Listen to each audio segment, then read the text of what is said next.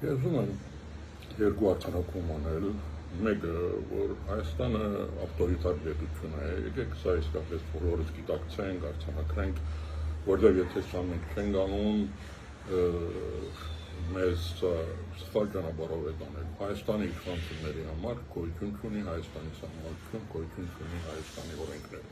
Նրանք անում են ինչ ուզում են։ Եվ այս վերջի շրջանի դերի ունեցած, դրան նախորդող շրջանի բոլորը գալիս են գոչելու, որ իսկապես Հայաստանը այսօր ավտորիտար պետություն է։ Եկեք սա արձանագրենք։ Մեր ժողովուրդը սա լավ պետք է գիտակցի, որովհետեւ հետագային ինչ-որ արվելու է, լսելու ենք, տեսնելու ենք, ոչ զարմանանք, ոչ ապշենք, ասենք ոնց եղավ, այդպես է լինելու, որովհետեւ մենք ապրում ենք ավտորիտար իշխանության ներքո։ Այս իրավիճակին իհարկե դարձել մեկնաբաններ,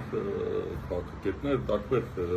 անվանումներ են տալիս օկուպացիոն ռեժիմ եւ այն այդ բոլորը ընդունելի է, այսինքն դեղավորվում է էլի այս դրամապանության մեջ։ Այնպես որ անգախ ձևակերպումներից ուղղակի եկենք արձանագրենք օկուպացիոն ռեժիմի ժամանակ էլ համարտուն չի հարկվում, օրենքներ չեն հարկվում, հիմա ուզում եք օկուպացիոն գոչեք, ուզում եք ավտորիտար գոչեք, Ակիևսի համացումը փաստ է, որ այսօր մենք համարտուն օրենքներ իշխանությունների կողմից չի հարկվում, մենք իսկապես ավտորիտար փուլում ենք։ Սա պետք է մեր հիմնական գիտեք ուղենիշը լինի, որովհետեւ ժողովուրդը ինքը կողմնորոշվի, թե ինչ է իրենից սպասում, ինչ պետք է անի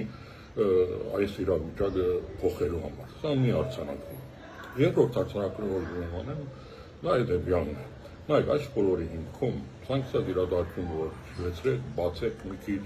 շերտերը հետ գնաք, կտեսնեք, որ այս բոլորը գալիս անկում է Արցախի խնդրին։ Նայեք, Փաշինյանը Արցախը հանձնել է Ադրբեջանին։ Սա հեշտ է ասել ու անցնելը, բայց Փաշինյանը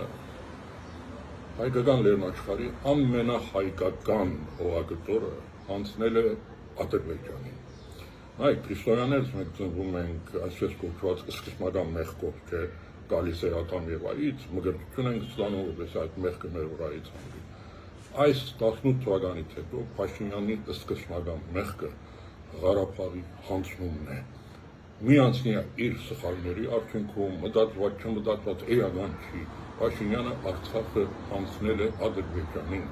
ամենահայկական հողագծորը, հազարամյակներով հայերով ապրված, երբեք Ադրբեջանի կազմում չեղած հողագծորը, անկախ Ադրբեջանի նկատի ունեմ, հանձնել է Ադրբեջանին։ Սա Փաշինյանի իր իշխանության սկզբնական մեղքն է, եկեք սա չմոռանանք։ Եվ սրանից Փաշինյանը մգրտություն չունի, սրա մգրտությունը չկա, որ այս մեղքի իր վրայից հանվի։ Միակ իր ելքը, իր մգրտությունը իր իշխանության մնալն է։ Նայեք, այսօր մենք պայքարում ենք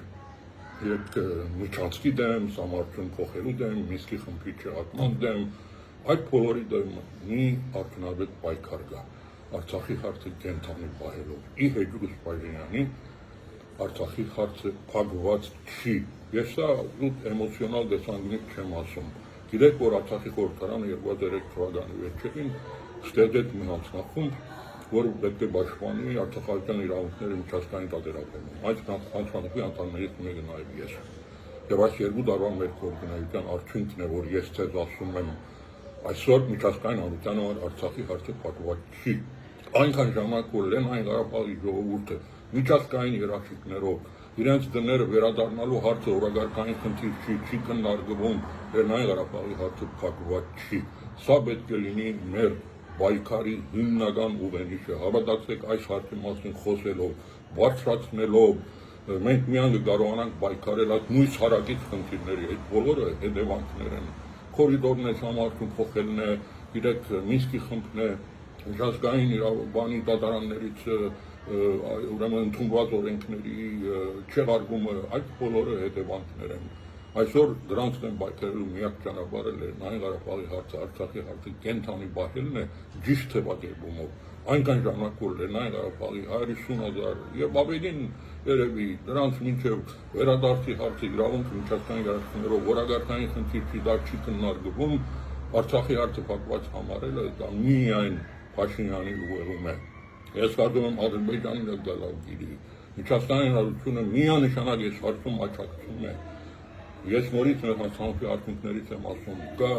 Արտադրության միջազգային թատրոնի որոշումը, որ բացատրում է Ադրբեջանին ուրեմն ապահովի Արցախայցյան վերադարձը։ Գա Եվրո խորհրդարանի երկու որոշում 24 թվականին ընդունված, որտեղ նույնն է ասում, վերջերս Շվեյցարիայի խորհրդարանի որոշում, որ արդեն դրամատվում է պրոցեդուրա, ֆորում, որտեղ պետք է Ղարաբաղի ներկայացուցիչները եւ Ադրբեջանի ներկայացուցիչները նստեն խոսեն իրենց վերադարձի մասին եւ հավատացեք այս բոլորը միջազգային շատ լուրջ աջակցություն ունի, այնպես որ սա պետք է լինի մեր հիմնական գրավականը, սրա մասին պետք է խոսել, Արցախի հարցը ի հեճուս Փաշինյանի գոյություն ունի, արկա է, կենթանի է եւ դա մեր կողմից պետք է հետապնդվի, նայեք հետ Փաշինյանական շրջանում, ես ցեզ ամենապատասխանատվորն եմ ասում, հարցը պատրաստ է, ցանկացած ազգային իշխանություն դա կարող է վերցնել եւ բերել բանակցային օրագարկ։ Կա դրա իրավական հիմքը, կա դրա ուրեմն քաղաքական հիմքը Եվրոխորհրդարանի որոշումով, կա նրա պրոցեդուրային հիմքերը եւ սա ունի շատ լայն միջազգային աջակցություն։ Այնպես որ Լեռնային Ղարաբաղի հարցը իր ժողովրդի վերադարձի խնդիրը այսօր ակտուալ խնդիր է, օրագարկային խնդիր է եւ հետ Փաշինյանական իշխանության համար սա այն հարցն է, որ մի անգամից պատրաստ կարող է վերցնի եւ բերի բանակցային օրագարկ։